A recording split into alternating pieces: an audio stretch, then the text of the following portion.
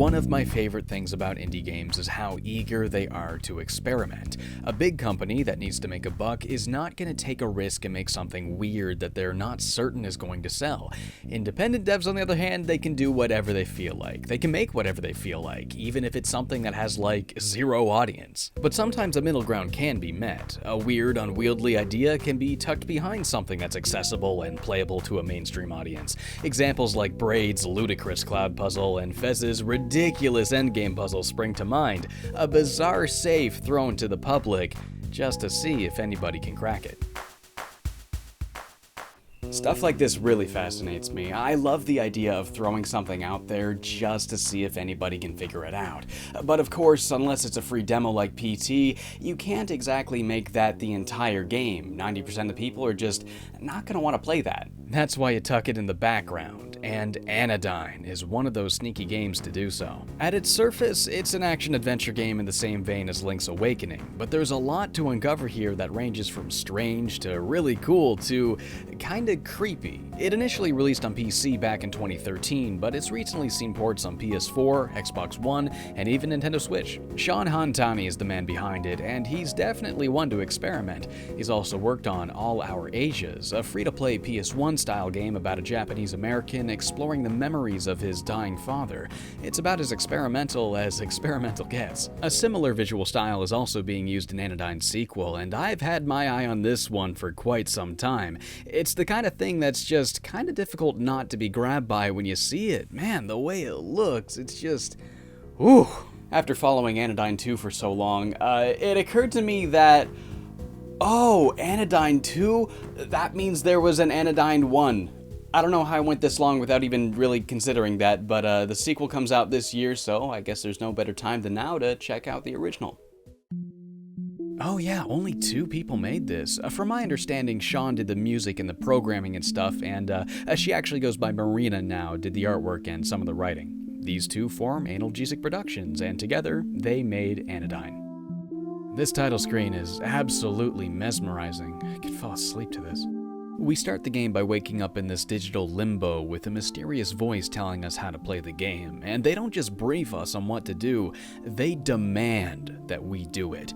You will use the directional buttons to move, you will press X to interact, and you will use the triangle button to open the menu. We soon meet up with this sage guy who explains that we've been summoned to save the land from the darkness, which is trying to channel Briar's power for evil, so we gotta stop the darkness and we gotta protect Briar. It's about as cliche sounding as you can make it sound, so we enter the portal to the first area and we begin our quest. Anodyne is heavily inspired by Link's Awakening, that simplified Game Boy-like Zelda, even down to the very slim aspect ratio. That was something that stuck out to me immediately. You've got all this screen, yet the game only uses half of it. And they make it work. Each screen is a square acre, just like classic Zelda. Bumping the side will have it scroll over. You won't be finding a variety of items like in Zelda though. The game even mocks this by having a shopkeeper selling items for incredibly unaffordable prices. There isn't even a form of currency in the game, so even if it only costed $1, you still couldn't buy it. In fact, the wallet itself costs money, and you can't get money without the wallet, so it's just this perpetual loop of not being able to get anything. Though there is one item you will get, these shoes that let you jump. Again, just like Link's Awakening, there's going to be light elements of platforming and dodging projectiles as you make your way through the land, as the game calls it. Though I feel like the devs didn't quite realize that you can actually jump past 2 tiles if you time it right. I found myself skipping some segments because of it. Also, this statue right here, there's going to be a point in the game where you can move it, but long before that, I was able to just jump around it and get to a part of the game I wasn't supposed to be at yet. I feel like that wasn't intended. Now, the sword swing is a lot closer to that of the original Zelda instead of Link's Awakening. Instead of being a swipe that carries a wider field of range, Young does more of a jab, attacking what's directly in front of you and not much else. Your weapon's not even a sword, you just find a broom and you're like, I guess this is the weapon I'm using. They poke fun at this, again, with the sage telling you, yeah, that was part of the prophecy, yeah, the broom, right? And then he mumbles to himself about how he's pissed off that he couldn't find a real weapon. The game's got a pretty good sense of humor, and it becomes a little apparent that the cliche plot isn't really something to take all that seriously. It's more so about what the game does than what the story says that matters. Like, it's kind of hard to take what's happening seriously sometimes, yet there's this this oddly foreboding atmosphere in a lot of the game. Some of the music is downright terrifying. This is quickly contrasted with friendlier and brighter areas with absolutely lovely music. The Fields theme sounds just like something out of Xenoblade Chronicles.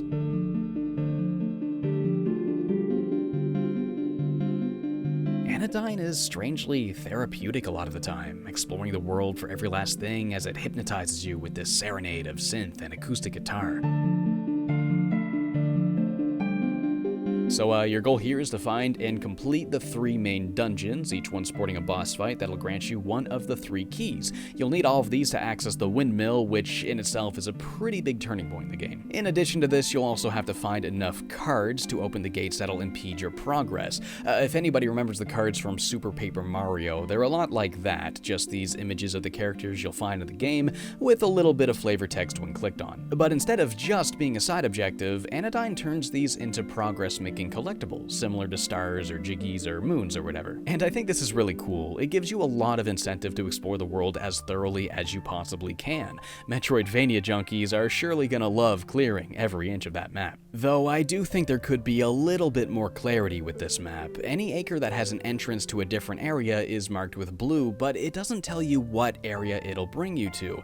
It doesn't even clarify if it's just an entrance to a different area, if it's an entrance to a dungeon, or if it's just a gate that'll bring you back to the Nexus. There's also no way of marking significant areas so you can remember to come back to it with a key or something, so I often found myself taking screenshots and writing it in Photoshop myself. Axiom Verge had a feature like this, and I think Anodyne could have benefited from something similar. Let's talk about this Nexus. Yume Nikki is probably the first thing to spring to mind to some people when I say that word, and it is as similar in concept as it is in name. As you explore the overworld, you'll find these portals that lead back to the Nexus, and by doing this, you'll unlock more portals within the Nexus that'll allow you to fast travel between worlds. This is very helpful, since the game does have a lot of backtracking. I imagine without it, the game probably would have gotten pretty tedious. Honestly, it's pretty easy to compare this game to Yume Nikki. It's very exploration-driven, and the goal is more or less the same thing. You gotta find all of these items. In Yume Nikki, it was effects, and here it's these cards. The dreamlike nature of the game's worlds and the ambient and frequently unsettling music and atmosphere also remind me a lot of Yume Nikki, so I guess if I really needed a quick headline, I'd probably call it Yume Nikki meets Link's Awakening. I'm not really huge on referring to a game as this game meets this game, but it is a derivative work after all, and when that's the case, it's a little bit difficult not to compare it to the work in which it's derived from. But it's interesting, this game gave me a lot of similar feelings that I had when I was playing Yume Nikki for the first time. There's this constant feeling of being lost. Even the signs, which you'd expect to be the one surefire way of getting some directions, are always too faded to read. It points in a direction, but it never tells you what's in that direction, so you know there's something over there, but you'll never know what to expect. Sometimes you'll find strange creatures going about their business, completely oblivious to your presence, and if they are aware of your presence, they'll tell you about how many times they've had intercourse.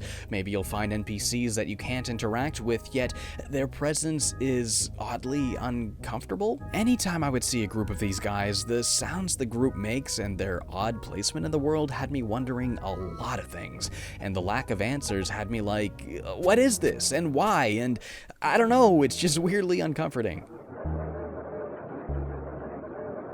Like, who are these guys? What are they doing all the way out here? And why won't they say anything to me? You know what I mean? Oh, this part right here was absolutely genius. The button you use to attack is the same button you use to interact with NPCs. The X button if you're playing on PS4, which is what I was playing it on. And lots of these characters have plenty of dialogue to read, especially if you talk to them more than once. So, you know, I go up to this fisherman, I press the talk button, and Young attacks him. I at first thought that I wasn't close enough, and I accidentally used the attack instead of talking to him, so I got closer, and I hit the button again, and Jesus Christ, I just killed an innocent person.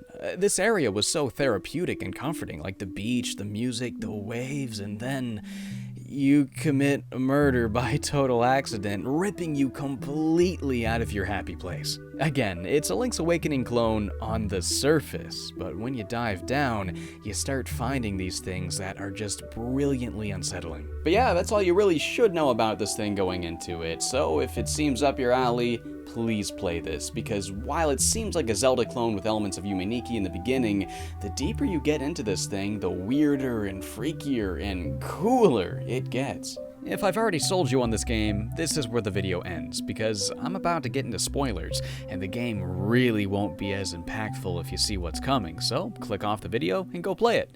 But for everybody else, let's talk about it. Once you've collected all 3 keys, you can enter the windmill and move the statues, and this is where you start finding areas that are really out of the norm. This area really stuck out to me. It's a monochromatic world with this film grain, as if it's a memory or a flashback or something, and just like with the fisherman, I go up to talk to an NPC only to push the button and have Young stab them. No, not with the broom, with a knife. An actual knife.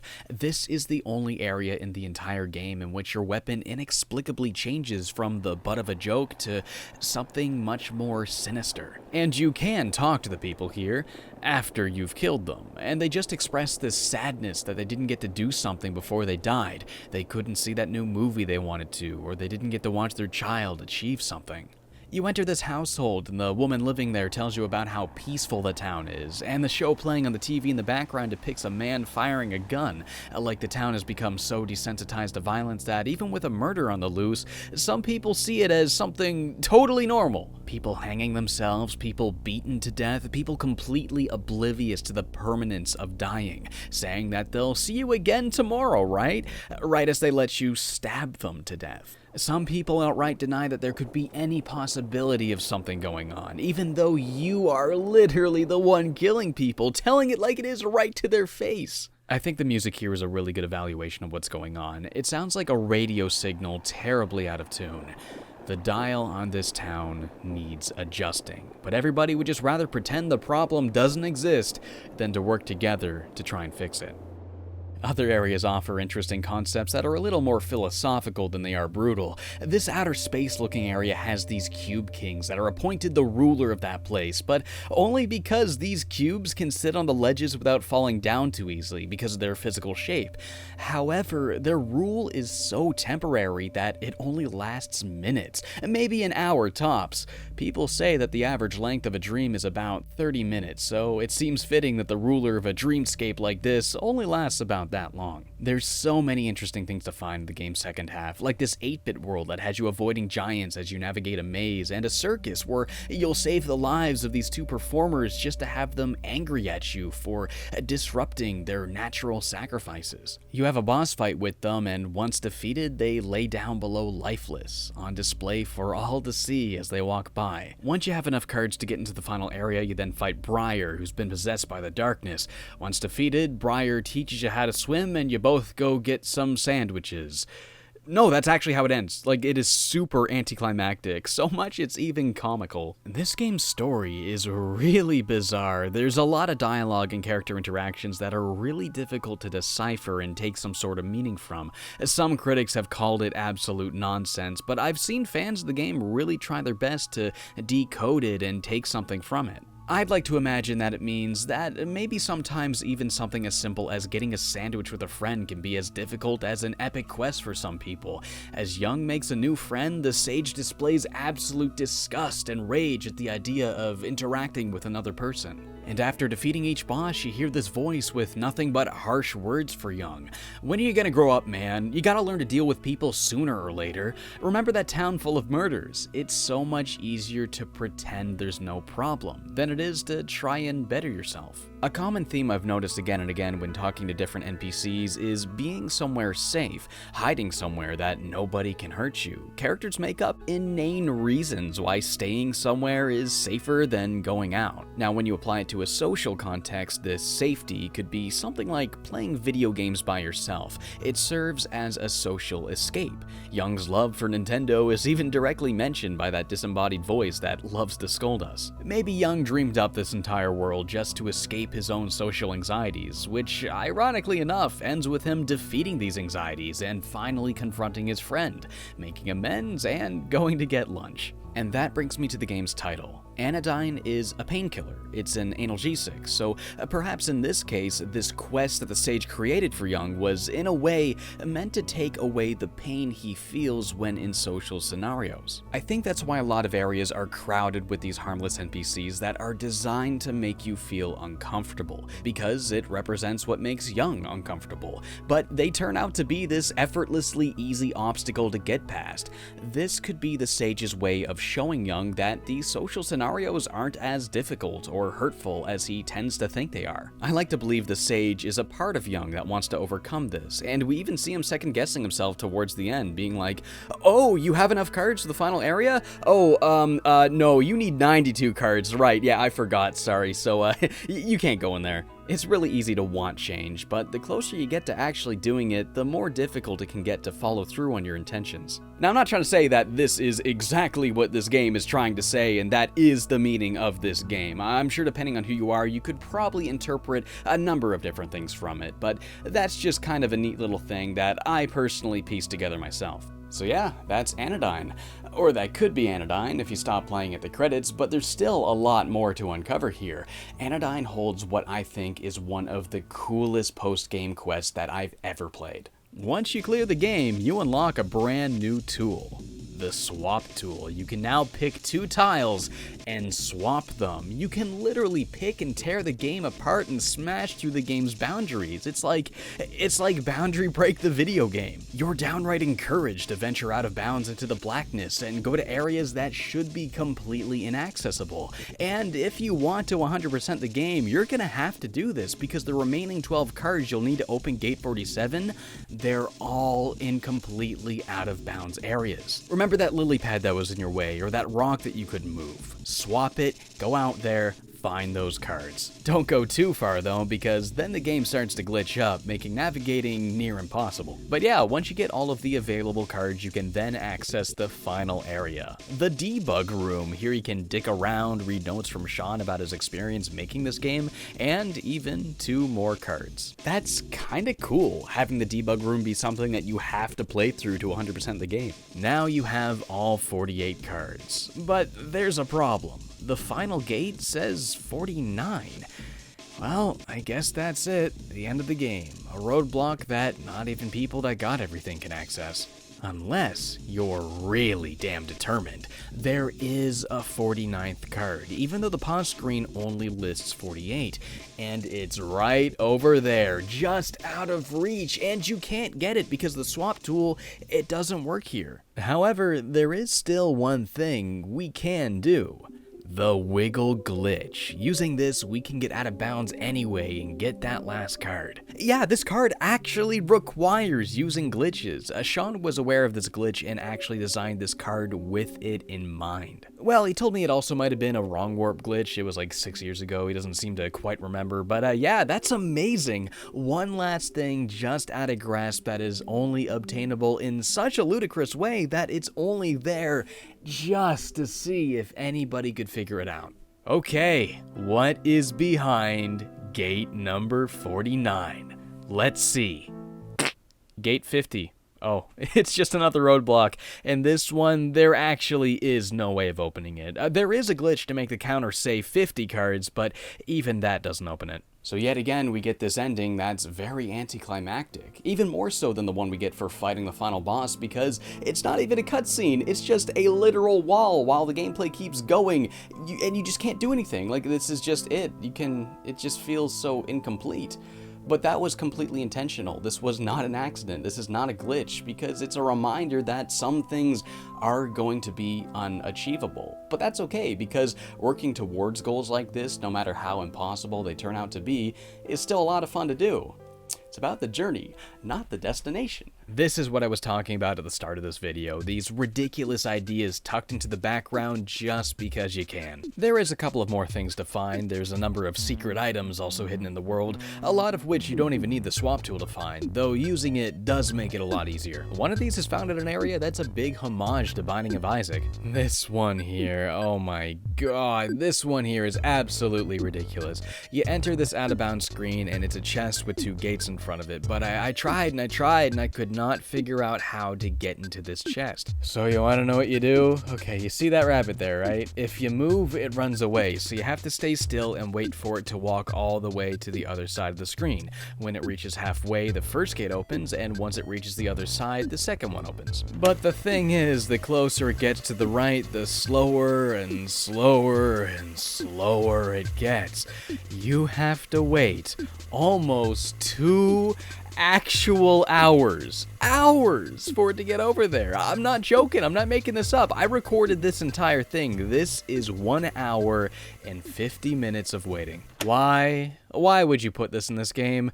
Again, just to see if anybody would ever find it. You don't get anything for it but bragging rights, and while I'm sure 90% of people hate this, I freaking love stuff like this. It is a safe toss to the public, just for the sake of seeing if anybody out there would ever crack it. And that is Anodyne. It's a really cool game. It starts off as this whatever Zelda clone, but the further you get into it, it starts doing some really interesting things. And it's topped off with one of the coolest post-game quests I've probably ever played.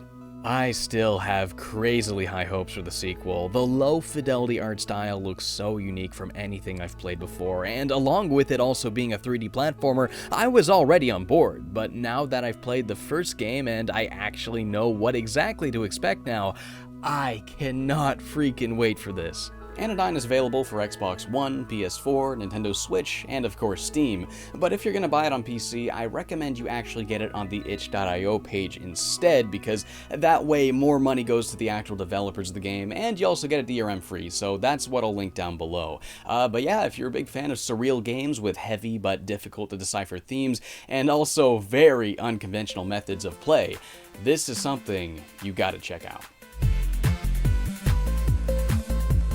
Hello, welcome to the end of the video. Thank you for watching me talk about Anodyne. It's a game I really enjoyed, and I hope you guys enjoy it too. Hey, I got a Patreon. If you want to support the show, that's a good way of doing it. You get our podcast for $1 a month. So yeah, thank you guys so much, and I'll see you guys in another video. So goodbye.